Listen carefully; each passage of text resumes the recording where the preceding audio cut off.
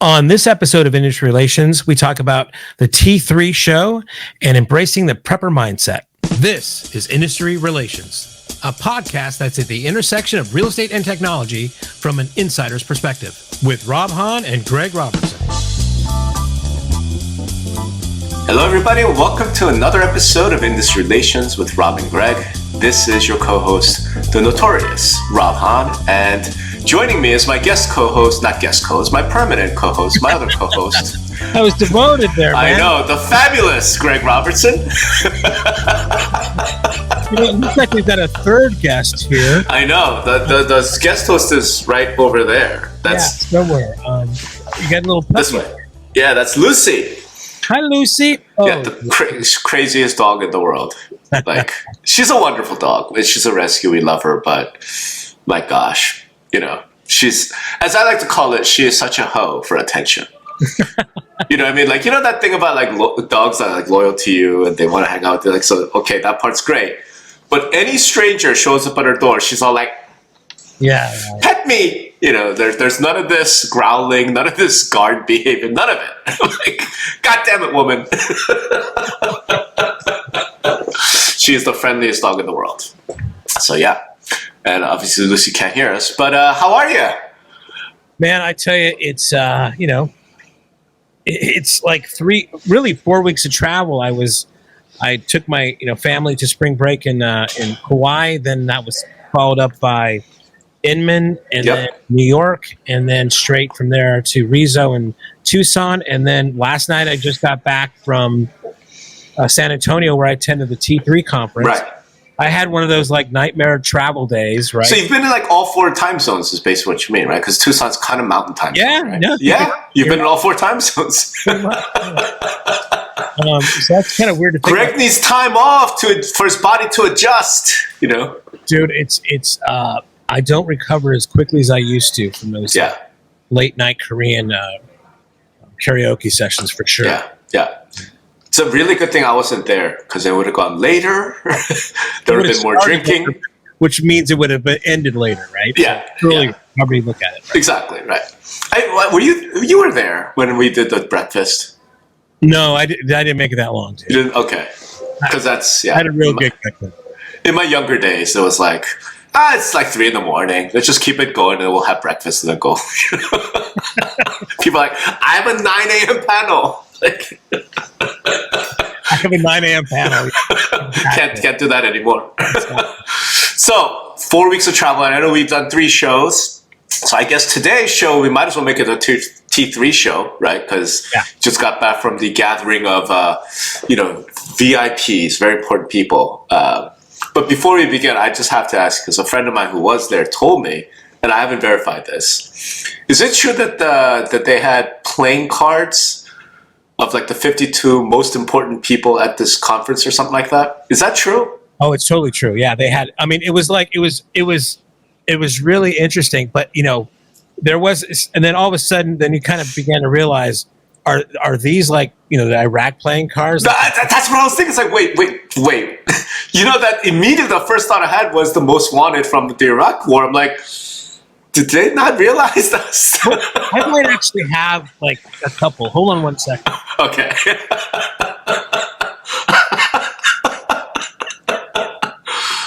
Oh boy. Yeah, we obviously didn't plan this because, if for those who are just listening, Greg is off screen finding these playing cards so that those who are lucky enough to be, or I guess dedicated enough to watch this on YouTube, can see these playing cards. All right, here we go. He found them. Oh. So what I did is I was like, being the MLS geek that I am, I kind of got the MLS crew, but they were all like aces of clubs or whatever. Okay. And then on the side of them you had like Mr. Matt Consalvo. Ace all right. Mary Jo Cowan, ace of clubs. So they're both ace of clubs. Yeah, they're all kind of whatever. I mean, just that was it. Okay. But also other people. You and I were not on those things. I was just going to say they needed to, because we were wondering who would be the Joker in the deck, and I thought Greg Robertson Well, it's been a while since I've been on the list. So but it was kind of clever in a sense. I'm not sure they really thought it out to be back of like, you know, what was it, the famous photos of like, you know, some guy with his head and the playing card on his chest or something. You know how they do it in the old those old school photos or whatever, right? What do you mean? Well, like, wasn't that the whole thing? Like in the Iraq War, it was like they had all the list of the guys that they wanted. Yeah, right? Yeah, they had the 52 most wanted, and it's like Saddam Hussein was like ace of something, and Uday, and you know whatever other commanders, so that the troops would then know them by at first sight, kind of deal. Like that was the idea. I'm like, you just wonder, like, is every vendor going to have like the top MLS up on their wall with red yarn, you know, between them? And, that's right. That's right. Darts, you know. All right, we got armless dart, you know. That's funny. But you know, one thing they did a couple, you know, clever things. I think that was kind of clever. Mm-hmm. And then they gave away Bitcoin. So you got this. I don't know. Okay, so verify. Did they actually give away Bitcoin? Because I heard they gave away Shiba Inu. No, it was Shiba. Okay. I should have said they gave away crypto. Okay. So, they had a physical representation, maybe and you got this little coin that they made special for it. And you had to go to their kind of executive lounge to like get the stuff. And they said, okay, what's your email address? And I'm like, and because we've got to like, you know, hook it up to your Coinbase or a Coinbase account. I'm like, well, I already have a Coinbase account. So I gave them the email address associated with the Coinbase account. And sure as shit, you know, a few hours later, I get an email alert on my phone saying, hey, you have, you know, 1 billion Shiba or whatever the hell it was. Did they? Okay, so how much Shiba did they give away? You're asking. You know, we should really plan ahead for these kind of calls. It's better if we don't. I am curious if I can get in there. And I don't, you know, I'm not sure the amount matters, but I think it was just the cleverness of it's the first time I've gone to an event where they've integrated the kind of crypto thing into it, right? The reason why I mentioned is because Shiba Inu, as of right now, is trading at 1, 2, 3, 4 zeros and then a 2. So what is that? 2/100,000th of a penny? Yeah, hold on.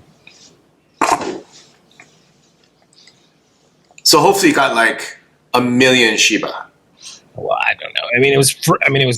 I don't. You know. That would be like 20 cents. I'm just saying. Yeah. That's cool. That's clever. Super clever. Yeah. Where the hell is it? Send, receive. I don't know how to read this damn app. Greg Robertson has crypto, y'all. It's going mainstream. Yeah, I don't even read this thing. It's all right. They could always like post and comments and tell us like, that's clever. That's really cool. Yeah. And then they had, what else they give away? Oh, the person that they have over there, I think her name is it Kelly, who handles their kind of like, recruiting, headhunting. Yeah. Kelly White. She gave away another deck of cards with interview questions. Oh, okay. Right. So that you can, you know, if you don't know what to ask, you know, you can use this. Here it is. You received. This is like, it looks like 1 trillion. It's or no, it's like 1 million Shiba, which is 1 million Shiba. 50. Yeah. So yeah, $21.50 worth of. Right on. Good job, T3. But I mean, the thing I think that sets T3 apart from a lot of things was, first of all, the production value, right? I think they do a really good job with the stage, the AV, being such a, what would I say, a AV nerd a bit, because, you know, I used to be in that kind of special events business. Yep. Actually tweeted some of the things they were doing on stage, which I thought was kind of unique. Cool. There. I think the other thing is that I think, you know, at his best, Stefan really is a good interviewer, right? He does a great job of kind of a lot of the research. into who he's talking to, and when he gets into it, and when he does that thing on the kind of the bigger names there, and he does interviews. I think he does one of the best jobs in the industry of doing those types of interviews. And that's basically what the conference was. We started out with a guy that was co-authoring a book with Jim Collins. Collins, I think, the guy from Good for Great, and he wasn't really promoting, but talking about the new book they were putting out together. But then it just went, I think it was like 16 interviews with like some of the heavy hitters in the industry, right? Mm-hmm. And that was, in the meantime, they would have, cocktail hours, those types of things. Yesterday they had like a Cinco de Mayo kind of theme, even though it was Wednesday. I'm getting everything mixed up. But it's a nice route of people. Everybody was kind of concerned because I guess the way the scheduling was, because they had to postpone T3 for 2 years. NAR also postponed their stuff from not having live, and they had NAR mid-year at the same time as T3, which really pissed T3 off. But I don't think it was done in malice. It was just scheduling conflicts. And so they were really, everybody was kind of concerned about who's going to show up. And there were a few people that had tried to do both, right? So they came maybe on the Tuesday night or something. But I think when I was counting and talking to people, it was over 400 people there. Wow. So crowd. Very nice. Yeah. Especially given the type of, I think you have to be invited and all that stuff. Yeah. I mean, that's awesome. Yeah. It's awesome. And, it seems like they're growing. They've got like 40 people employed there, right? So that's a kind of a big organization. I know you've worked with them in the past and doing some writing for them and it's for the Trends Report. Yep. But no, I mean, again, I probably, and I give this feedback to them, they interviewed just everybody you could think of as far as the larger brokers, the heads of brokers, and some of the newer ones. I would have probably maybe a couple interviews and then like bring up, not a motivational speaker, but like somebody. I like the first presenter that was talking about management issues. And then, maybe break up the interviews with some other type of content. I don't know what it is. I mean, that's just me talking. I mean, it's so hard to put these things free consulting to T3, for their summit. And I really can't complain because again, they do a great job. And they did kind of like adjust the interview thing where, Stefan would do one, then Jack would do one, and some of the other staff would do other ones, right? So that was kind of refreshing to see, giving more people stage time and kind of broke up the kind of interview style. That was cool. I guess go ahead. Sorry. I was just saying, like, I thought, given that you are talking about the interviews and that seems like the main content, let's dive into that, man. Like, what you hear? Like, what's the most important takeaway for you? Start with the most important, and then we'll go from there.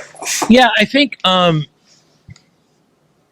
two things. I really the first one they had, the big one was with Richard Barton. Richard Barton was there at the event, and Stefan did a great interview, and it was really kind of funny because they had Rich Barton and they had Glenn Stanford, and both of those guys had earnings calls to do. Yeah. At different times, right? So they were like, they were fitting him in between that, right? So, but it was fun. I've seen Rich be interviewed before, but with all the changes going on there, him talking a little bit more about the decision making of why they kind of, or what, I think you and I have different opinions of why they shut that down, but their narrative of why they shut that down. But also, to me, wait, time out. Did he go into that? Did he explain why they shut it down more than what he's already said? No. It was basically the same thing. It's like, they just, the housing market was too crazy as far as the pricing, and all the spreadsheets went wild. And they said, I can't risk everything on this, right? Okay, all right. But kind of like I took away from that. The first one was it's getting clearer to me that, and he kind of talked about, his previous companies, and the main one being Expedia.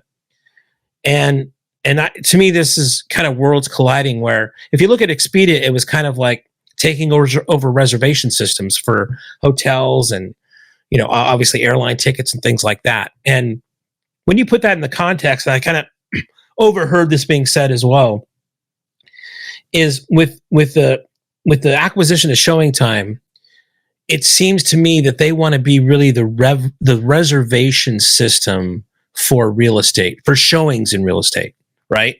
And I know we've talked about that in the context of like it's almost like Uber with, if they can get it to the point where somebody opens their super app and they want to see a house and they click a button and say request showing, and an agent shows up there within 15 minutes, that's going to be pretty powerful. And I think that's a little bit of their strategy, because by an agent doing that, they're also agreeing that if that buyer is going to buy anything from that agent, that they're going to get a cut of it, right? So, and I think with the scale that they have, the number of people that are visiting the sites, they probably did some math on who's clicking on those buttons already, and the acquisition, obviously, of Showing Time, as I said, they got a pretty good shot at that, right? So, if they can begin that process of being the first person to kind of the first entity, the first experience with that agent showing up, they probably have. I think they also feel they have a better chance at attachments of other ancillary services like mortgage and everything else that they want to do. Right? Okay, so when he's talking about this, again, it's not like there was like live reaction or anything like that, but I'm just curious. Did you get a sense of how the other attendees, because they're mostly CEOs of very large brokerage companies. Yeah. Like, were they like, you know what I mean? Or were they like angry? Or was there just no reaction? Yeah, there was not. I don't think there was a bigger reaction. A big reaction from anybody. And again, like you said, it's not something they can do that. But then again, like what I always worry about is like you and I are always talking about this, right? Mm-hmm. So it's fresh in mind. So, he had said that. I'm like, oh, you know what? That's a confirmation of what you and I have been talking about, how we think they want to Uberize agents, right? I mean, that's been kind of a narrative out there, but not really clear in focus as far as the contacts with Zillow and Showing Time. Right. Another thing is like he kind of also in a passing statement, like, well, we could have this on there. We might partner with an iBuyer. We might play. I'm like, what? Right. Partner with an iBuyer? What? Well, I don't know if your average person is just picking up on these things. I was picking up on them. No, people are picking up. Yeah. Kevin Oakley mentioned that on one of my LinkedIn threads or whatever. So it's like, oh, okay. Maybe he's following my Twitter thread because I mentioned it on Twitter. So interesting. Okay, so interesting. He had some like he had a Steve Jobs story that he mentioned also, because they launched right around a little bit before the iPhone, and then when Barton saw the iPhone and he got one for Christmas or that year, he's like, we got to be on this, and they did. Yeah, Zillow was one of the first apps. Yeah, one of the first apps, and then the story that he told was kind of fascinating, where when they had done some proprietary stuff to make the mapping work, and then they got a call from Apple saying, how did you do this? Right? And they flew a guy from Apple down there and had a talk with the team and everything else. And I guess there was kind of a mutual respect that happened after that. And then, some years later, they got another call from Apple, and some guy came down with a briefcase with a handcuff on it, and had them sign a bunch of shit in a dark room and all this fucking things. And it was basically the prototype for the iPad. Right. And so they were one of the first ones to get, because they were one of the first iPad apps. Yeah, I remember that. Yeah. And when he says the best moment was when they were introducing the iPad, one of the I think it was either the only one or one of the things they highlighted the most, Steve Jobs on stage highlighted, was the Zillow iPad app. He's like, where do you go from there? Yeah. And that was kind of I always love the Apple Steve Jobs stories. And that was a great moment. But it's like, and then in the context of like super app, right? One other thing that he said is that I think he had given that the naming convention super app basically to kind of encompass the future of Zillow, right? So I think it's more of maybe it's not like an app, but it's more of a philosophy or more of a point to kind of go towards for everybody. So I'm sure it's all going to be in an app, but it was like, that's kind of what he's kind of shooting for, I think, as far as putting this thing all together in one place of everything you have to do with real estate and making sure that Zillow is part of that, right? To me, the newest information I found out was like him saying, partnering with an iBuyer, I thought was very interesting, right? Mm-hmm. And that brings up, is it Open Door or is it Spencer's investment? OfferPad, yeah. OfferPad? Is it going back to this marketplace thing that they abandoned, when they first launched with? It'll be interesting to kind of see how that plays out. That was kind of my immediate reaction, because when I was saying that's super interesting, it really feels like Zillow's back to the future moment, right? It's like they abandoned iBuying, and it's like back to Zillow 2016, right? Because that's how Zillow launched into iBuying in the first place. Like, we're just a marketplace, open doors on the platform, a bunch of investors, and I guess we're going back to that, what else are we rolling back? In a sense, also, I mean, he did kind of hit the narrative of like when they looked at all the people they were helping with their offers program. As far as the numbers, it was pretty small in their world, right? You're talking about 1,000, 3,000, 5,000 people they're helping buy homes. It's like the numbers are big because your houses are expensive. Are expensive, sure. But really, the impact they had on a numerical basis wasn't a lot of people, right? So it's like that was, I think, another thing, and it's part of their narrative of why they also was like looking, how can we affect more people? How can we scale this a real estate experience? Longer. Yeah. All right. So that's Zillow. That's your big takeaway. Anything cool and interesting coming from any of the big brokers, the more traditional world? No, I mean, I think it was more the same. What the vibe that I definitely heard from a lot of people was, and I think this is showing up in all the trends reports, is that, and we talked about it again on this blog, on this podcast, and that's that the share of transactions are going to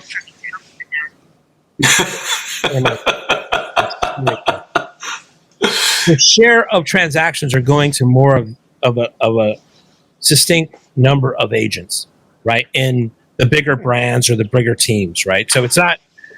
It's like, if only someone had mentioned this concentration of power. I mean, we've been talking about that a while, right? And I know, 10 years. Some of them are focused on the big brands that are getting that, or teams. They also had some new companies out there like Real Brokerage, Pearside, or don't know them. Okay, Pearson Partridge or something like that. That were really some smart newbies that are coming on the scene. That I thought was the most interesting. Mm-hmm. Glenn Stanford, talked about their growth and their challenges, and just the amount of agents they're adopting. I did have a conversation. I've had a few lobby bar conversations, and one of them was an EXP broker, and it's like when we're talking, I like to bring up like, it's like Keller Williams and EXP, have some of the most unproductive agents out there, right? I mean, we all know that Redfin has the most productive with their employee model, but these guys seem to be attracting a whole lot of agents that are not. But only a small portion of those agents are actually doing any real business. Now it's good business, but how do they feel about not these other agents? And they don't really care. It's not. And I thought, well, what do you mean they don't really care? He's like, I don't even pay attention to I don't even pay attention to those agents. It's the unproductive ones. Yeah. Okay. But I'm like thinking, well, yeah. I mean, if I'm running a sales team and I've got 100 people and only 10 are working, and if I'm not able to kind of grow that 10 to 15 to 20 to 25 to 30 to 40 to 50, I mean, it's like that's the model, and that's the way this thing works. Is like you're always going to have a 90-10 or an 80-20 thing, and that's just the way it goes. And I was also had another conversation earlier about where I think Lawrence Yoon, is it Yoon? Right? Yeah. He'd give a presentation at NAR, I heard, that says he doesn't think the agent count's going to go down for the next couple of years, right? And and I think that's and I talked to other vendors about this, and we always look at an RH account, NAR and H account, NAR H account, and to me, it's a little bit of a red herring because you got to think like a lot of people in the pandemic, maybe out of hospitality, got their real estate license, and they're still keeping it up. And again, real estate, as we know, is very aspirational. And then this year, maybe you can see the jobs reports. Everybody's maybe getting back to work to something. And I'll keep it because it's not that expensive really in a lot of places, right? It's like a fucking cable subscription, right? Places, and I could probably see that for the next couple of years I'll probably keep it just as like, okay, I don't know if this getting back to doing the same thing I did or something new is going to work out. So I would probably agree with them that it's probably agree with Mr. Yoon about that it's not going to the NAR membership is not going to go down much in the next year or two, but I think once people are like, okay, it's the new normal, everybody's back, I think you're going to see, and then along with, all the other things we talked about before with the commission compression and everything else, that's going to affect things dramatically. But I think, those are really kind of pushed off a little bit, right? The other trend there I was talking about, and this did not happen on stage because the town is very particular about the way he interviews. He doesn't like to ask like it's not like a gotcha interview, right? It's not 60 Minutes. It's James Lipton, inside the actor's studio. Exactly. Yeah. It's that kind of thing. He's not going to ask anything too controversial. Yeah. But in the lobby bars and the party conversations and the hallway conversations, I think that last week has really brought this whole thing of commission compression really to the forefront. Where now. Are you serious? I think so. I mean, I've never been. I was at Inman like 2 weeks before that. Yeah. And hardly anybody was talking about it. And at this thing, everybody was talking about what happened. What do you think is going to happen? What do you think is going to happen? What do you think is going to happen? That's very disappointing and shocking because it's not like these things are new, right? No, but I mean, even I read Brian Barrero's last post, the monster under the bed, and he's basically saying that a lot of us are just basically, we know this stuff is going on, but you're whistling through the graveyard. It's just like, oh, this might happen, this might not happen, but it seems like shit's turning around. I mean, it's not unusual for us. We're geeks in this. It's not. It hasn't started to seep out, but this is the first indication that I think it's really Okay, I hear you. All I'm saying is, look, I mean, the message I've been saying for the last 5 years basically is this is not something for the rank and file agent on the ground to be thinking about, worried about. This is not something for your managing broker of a local office to think about. But man, you're the C-suite, like you're CEO of a major national company, you're CEO of a big MLS or a big realtor association. Like, I'm sorry, this is your job. Your job is to pay attention to this stuff and think about it so that your people don't have to, right? So I guess part of me is glad that they're at least now finally coming around to be like, holy shit, I better think about this. I'm a little like, what? Like, that you didn't do it for the last, 4 or 5 years? Like, okay, I mean, better late than never. Better late than never. I guess that's how I'll put it. Like, I get that. I mean, but, I wrote this down here somewhere, but I try to keep with me. Yeah, get close to the mic there a little bit. Yeah, sorry. I usually have this. Right now, Greg is leafing through some papers. Yes. It's just, if you're a franchisor, if you're running a franchise, I mean, there are different things that you're kind of like focused on, right? Agent growth, attachment rates, and ancillary services, and everything else, your brand promotion. It's like that's a whole different world, okay? But let's get down to like, okay, but you're one of the branch district manager or regional manager. Then I think you kind of get into it. So it may be because there's a lot of both of those people at this kind of event, more than like an Inman, which is like a lot of vendors and a lot of other kind of like agents and such, or whatever. You're not, maybe that was the ring. I'm finally in a room where people that should care about it are actually caring about it. Okay. So maybe it's just audience selection rather than. All right, no, that's better. And then the other news that dropped during that thing was, and a few of us got a little bit of a heads up, was the Black Knight being acquired by ICE, right? Right. And at first it's like I almost chuckled, like, okay, this seems to be like just financial institution buying another financial, who cares, right? And I remember making some jokes. Okay, well, some conspiracy theorist is going to come up with something where this is really going to. And it took a couple days, but now I'm starting to read some articles on different sites of like, and honestly, it's funny because being in real estate on the residential side, and then when I talk to mortgage people, I just don't know that world very well, and they don't know this world very well. So I can't speak accurately to how big a deal is this? What securities versus a spot, the commoditization of this and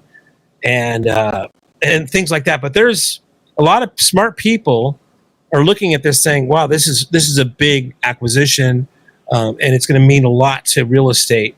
And I know that their MLS division is a small part of the company, but this is just the consolidation continues, the acquisitions keep continuing, everybody's for sale is that type of thing.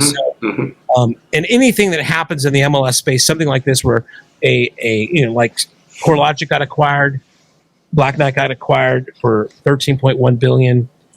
There's going to be some consternation, right? Whether it's I want to say warranted or not, right? So I think I'm not smart enough. I think this is going to be a great subject for further another podcast where we can get somebody on here that's smarter than me that can explain it to me like I'm a 5-year-old, so that we can get everybody else around it to like really suss out whether this means anything at all. Or not. No, I think that would be a great idea, and I think we're trying to set that up, or bring somebody on who could really speak knowledgeable about the ICE, versus Black Knight and sort of mortgage lending technology. Because I read the announcement and I was like, okay, I guess good for Black Knight. 13 billion seems high considering that CoreLogic was only going for around 6.5. But then again, CoreLogic doesn't have some of the mortgage software piece, which was, I thought, the crown jewel of the Black Knight thing. But who knows?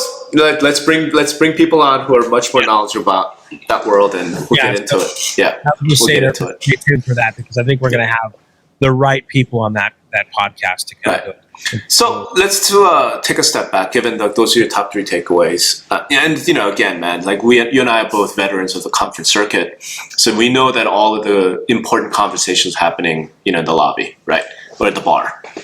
So generally speaking, now that you have spent basically a month back to back to back to back with pretty much the leadership of the industry, one way or another, in different aspects, what do you think the leadership of the industry is paying attention to these days? I think paying attention to. I think that these lawsuits are definitely getting into everybody's into their skin. Okay. Right? I think there's a lot of paranoia still. I think a lot of people are kind of thinking, well, I thought I had 5. I thought I had 8 years. Maybe I only have 5. Right. I mean, in the current structure that things are at. Right. Right. I in the past, I would think people thought that we're going to get out of this somehow, like we always do. I think the needle is turned, and it's like it's not on that optimistic side anymore. It's fallen a little bit below that. Not if it was like maybe it was 70% we're going to get out of this. It's now like 48% we're not. Right? Okay. I haven't lost all kind of confidence there. I think we're starting to see some of the fatigue on this initial knee-jerk reaction of, I think I got to take over and do my own tech. I think people are starting to like, oh man, this is a lot more difficult than I thought. Okay. Right? You're talking about brokerages specifically. Huh? You're talking about brokerages specifically? I think brokerages and MLSs, right? Okay. MLSs have been in this, right? And it's like they got into it like over a year ago, and now you want to see something come out, but you haven't really seen a lot of big things being announced. And I think it's just, again, people are getting fatigued and knowing that, well, this isn't as, I'm just going to hire a few developers and get this thing going, right? It's just an ongoing slog. So I think we're going to see some, probably, I don't want to say walkbacks, but just some real soul searching of like, okay, now that we get this, now we understand this a bit more. Maybe we're going to scale back, right, just our narrative or anything else. Right? So on that point, were either the CEO of Keller Williams or Robert Refkin from Compass, were they on stage? Or were they one of the 16th? So Refkin wasn't there, but the new guy Carl, from KW. From KW was talking. Yeah. Did he kind of seem like he was walking that back? That whole KW, we're now a tech company thing. You know what I'm saying? There was a lot of. I mean, Stefan again was not. Yeah, I know he's not challenging like that. Not challenging like that, right? I mean, but I will say that my company Lone Wolf got a lot of plugs from a lot of people up there, saying that they're starting to integrate. More, along with some other kind of others like Moxie. Yeah. That. And it's interesting because we just announced a deal with Howard Hanna, and they are a shareholder in Moxie. Yet they've implemented like our zip forms and our Boost and other things. So it's like you can say, it does work out where it's like it's one solution doesn't fit everybody, right? So you're seeing an amalgam of things happening out there. But then there's other people like who was it? App Properties. Still staunchly, we make our own tech. We make it's all integrated. Another one, again, I got to remember the guy's name, but Pearson, another brokerage. They firmly a technology company. They build their own stuff. And they're very proud of that. But again, especially in the forms business, I mean, there's some things you should take on, and some things you should just leave to somebody who can leverage. Doing it for a lot of different people. Yeah. What else? All right. I was just curious, so you think the industry leadership as a whole, they finally started paying attention to the lawsuits, commission compression, Department of Justice, FTC, all of that. But they're at the early stage, so they just started paying attention. They're just starting. It doesn't sound like any of them have a strategy. In other words, it's not like you saw some CEO get up and say, hey, this commission lawsuit is coming, so here's what we're doing, here's how we're thinking about it, here's a strategy. It's nothing like that. Yeah, and what I told them, because I was asked a lot about this question, I mean, what do you think? Yeah. And I harken back to our last podcast where I think what you and I came to, which was a great conclusion, was like, try not to get too caught. If you want to just think about a high level thing right now, what to do, right? How to plan. And it was exactly like, what if you have half the agents you have right now? And I think, forget about commission compression, forget about other things, like, what would your business model look like if you only had half the agents you have right now? And I think that's a great, and then, and I got a lot of head nodding on that. And I think, looking back to what, you and I talked about last time, how we came to that together, I think that's good advice for a lot of people. If they can just start there, I think that's a good place. And then start getting into, okay, what does that comprise? How many of those are buyer agents? Yeah. Are those agents more productive than they were in the past? Probably yes. So there's some positives and negatives, but I think if you start from that thing, if you're going to start your planning process, just do that. And you're exactly right. I mean, one thing I get more educated on is from your standpoint. I mean, I never look at this from I'll segue a little bit later, but it is criminal that, these guys are leaders. These guys are running businesses. Everybody should have a plan. Right. And, I think you're exactly right on that. I mean, and I know you consult a lot with people to kind of come up with those plans, and that's a good thing. But the other thing I thought about, again, I'm the vendor guy, right? So how do I almost hesitate to say this because I don't want to give away too much. Like I think these are good nuggets and I want to keep it to myself, but I can't help myself. But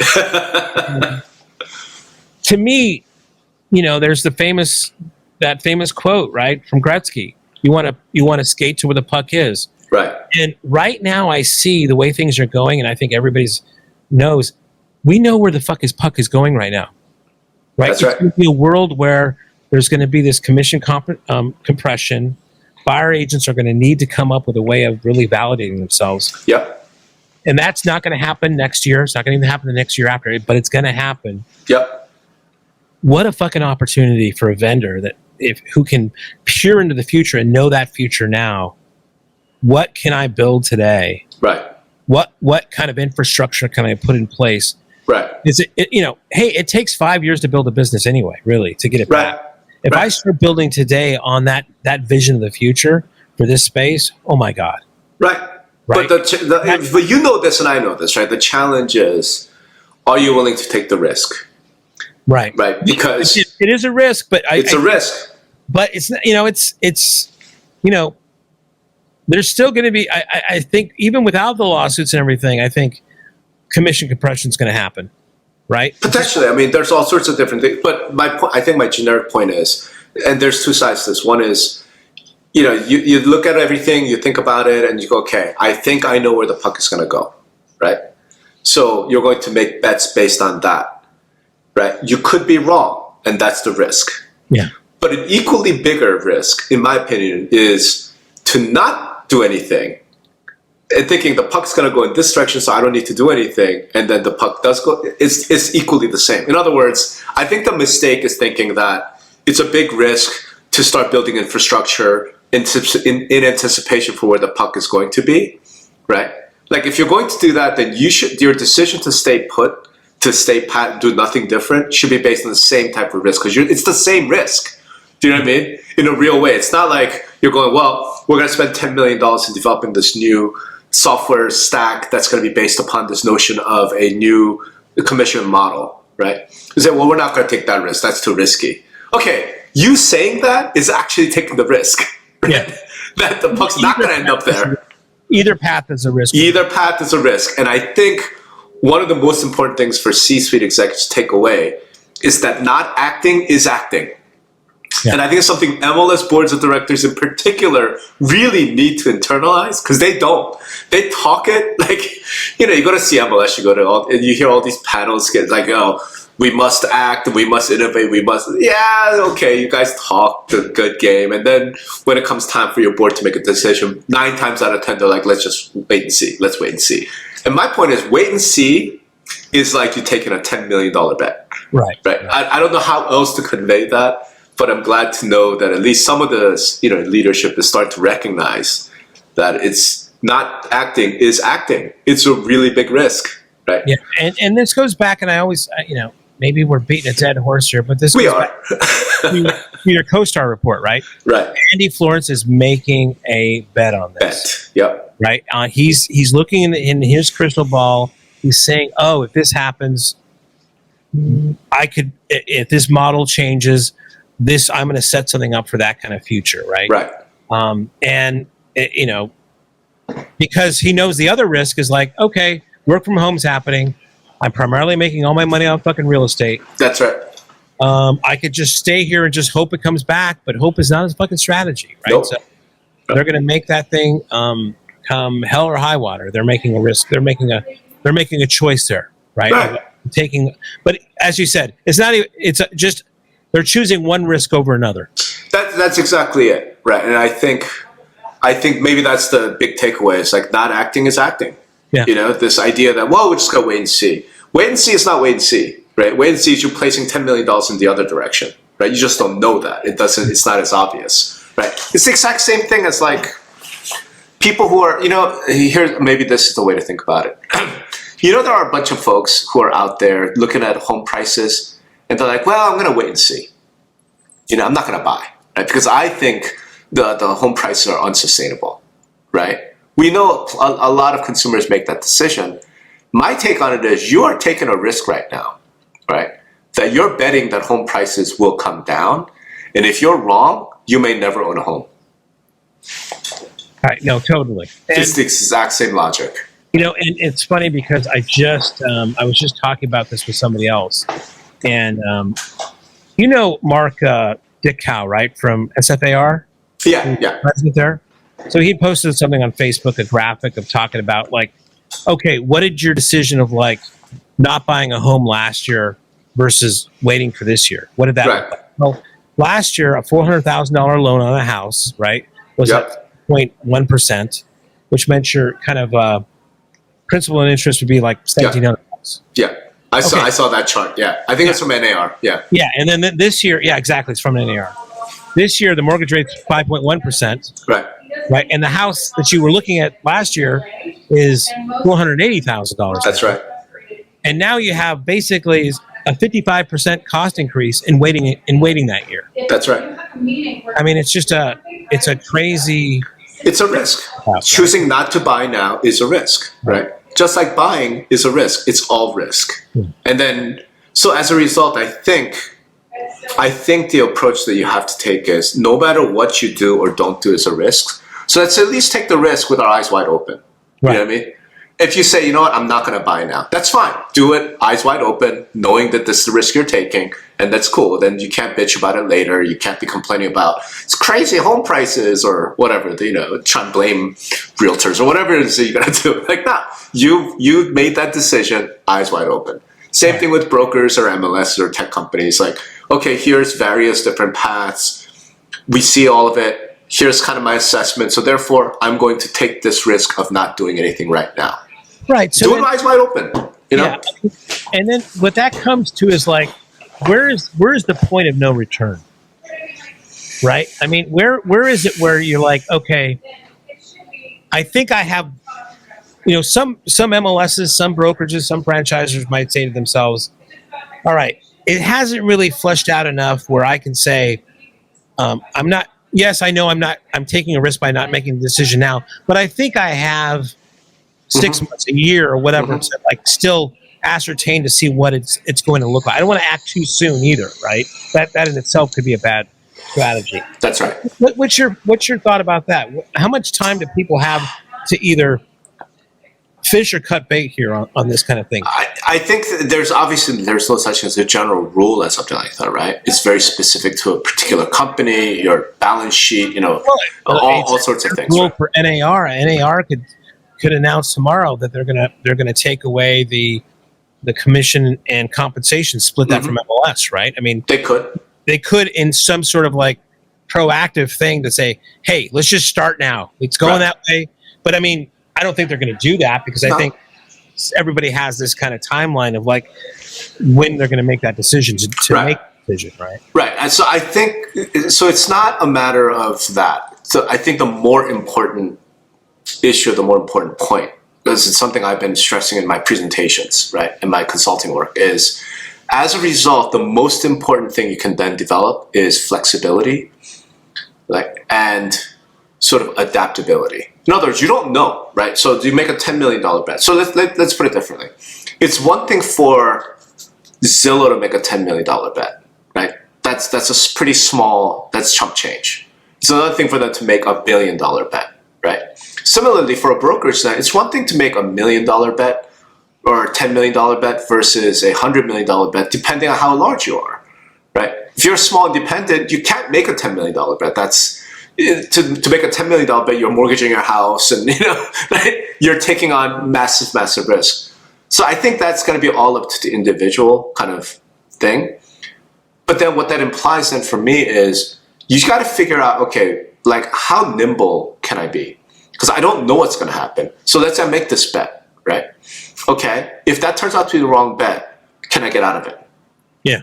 Right? And this is kind of the whole CoStar thing that you brought up, which is CoStar saying, okay, fine, I see this coming. I'm going to make this humongous bet. But at the end of the day, man, how much has CoStar really spent to date, right? Couple $100 million, okay? Okay, that's a sizable bet. But CoStar, when they made the bet, was a $35 billion company, right? It's not even 10%. Yeah. So it's more like 1% to 2%. So if you sort of translate that to like a normal people, say you're a brokerage and you do whatever 1.2 million a year in revenues. I mean, like it's a decent business. All right, what's 1% to 2% of your budget? What's 1% to 2% of your value, right? And say, you know what, I'm going to place a $15,000 bet on this thing, whatever this thing is, right? If that works out, I'm going to add more to it, right?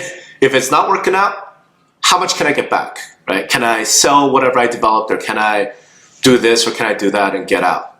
It's all that risk analysis.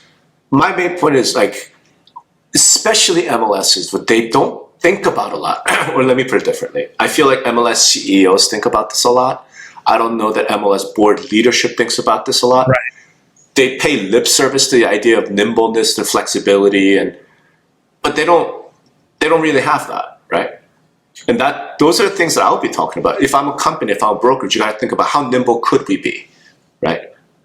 If something drastic happens, how long would it take if you're a broker? Let's say you're Remax, right? You're a large Remax franchisee, not the franchise, right? You're a large Remax broker. Let's say you have 1,000 agents, right? If something happens, the question that I would be asking, how quickly can you pivot, right? So then that requires looking at, okay, what's my training situation? What's my education situation? Who are my managers? What's my technology? How long would it take to convert over from a commission-based system to a hourly-based system, right? And if the answer is, it's going to take you 3 years, you're probably dead. Yeah. So the answer's got to be, what do we then have to do to make that transition period be more like 90 days, right? And then invest in that today. Do you know what I'm saying? It's, one thing two things I can think of is like, just, put your smartest guy in a room for 3 weeks and have him come up with a contingency. yeah. Or hire somebody like you or somebody else. Hey, I'm going to spend, $50,000 on this thing for just to have a book with a fight book in case this happens. That's right. Number two is like, if we all know it's going to be buyers agents are going to have to justify themselves. Okay, let's build as much content, start building as much content right now. On why buyers agents are important. Let's train our agents to come up with buyer contracts. Buyer agreements that they put into their natural sales kind of thing. So it just becomes a natural process. Right. So that when this thing does flip, it's like, well, that doesn't mean anything to me. I've always got a buyer contract before I work with my buyers anyway. Right. So there's things, I think you're right, that are not, I don't want to say easy, but are some things they can do without even, that are not going to hurt them. No. It's not going to be hurt for you to plan ahead. It's not going to hurt for your buyers agents to kind of start implementing agreements and having all the arsenal, more arsenal to justify, what they're worth. Not at all, right? Yeah. So it's my thing for the last few years is just prepper mindset, like embrace the prepper mindset. Yeah. Exactly. And I try to say it's not about like guns and having food storage, although that's not a bad idea as an individual level. Jesus. Right, the corporate equivalent of, right, hey, if power goes out for 3 weeks, can you survive? How flexible are you? What do you have? It's that sort of thinking, and it's the mindset, right? And I think that's the main challenge. Like if you're a C-level executive in real estate today, with all the volatility, all the chaos, the number one thing you have to think about is how nimble am I? How flexible am I? And in the technical terms, how anti-fragile am I in my organization? Right, and again, you don't gotta hire me to do it. Like go talk to T3. I mean, you're just a T3 event. Go talk to those guys, right? Go talk to whoever, and just do some sort of anti-fragility assessment and figure out how nimble am I, right? And if you don't have the right people in place, you don't have the right tech in place, right? Evaluate your tech vendors that way, right? Like you should be asking Lone Wolf, hey, if something happens, how quickly can you guys switch things up, right? And if the answer is like, well, see, unfortunately, our code is written into A6, and it's really difficult to change. Find a different vendor. Versus a vendor says, "Oh no, we're rapid deployment. We are agile shop, and if something happens and we could turn it on, we could get something new pushed out in 2 weeks." Like those are the partners you want today. That sort of thing. Well, anyway, I think to wrap up, to me, I would just say, great job, Stefan. Mm-hmm. And Jack and all the people at T3 for a great conference, and it's just it's great to get in front of people face to face and as you say, get in those hallway and lobby bar conversations and suss a lot of this stuff out. I think things are going to progress a lot more because these things are happening with getting the right. You see the groups of people getting together and sharing ideas. I heard the green room for these events with all the major players. Getting on stage was some pretty lively conversation, but great job, and thanks again to Stefan and Jack and team. Right on. So with that, we're going to wrap up. Hey, if you've listened to us this whole way through, we really, really appreciate you spending some time with us. If you listen to us on audio, consider coming over to YouTube, finding us on In This Relations Podcast, and subscribing and giving us a like so we could spread our word far and wide. Yeah. And you get to see Lucy. So And we get to see Lucy. She's a little off camera. Next time I'll try to think about bringing her. And Greg, thanks for spending 4 weeks on the road, warrior style, so you could be our agent in the field. But congrats on not having to do that for a bit. So we'll talk next week, and we'll see what the topics are. But I think we're going to try real hard to dig into this Black Knight Ice thing, unless something else pops, because something else could pop in between. Who knows? We are fluid and flexible, anti-fragile at this show. We can adjust. Thanks, everybody. All right. Thanks, everyone.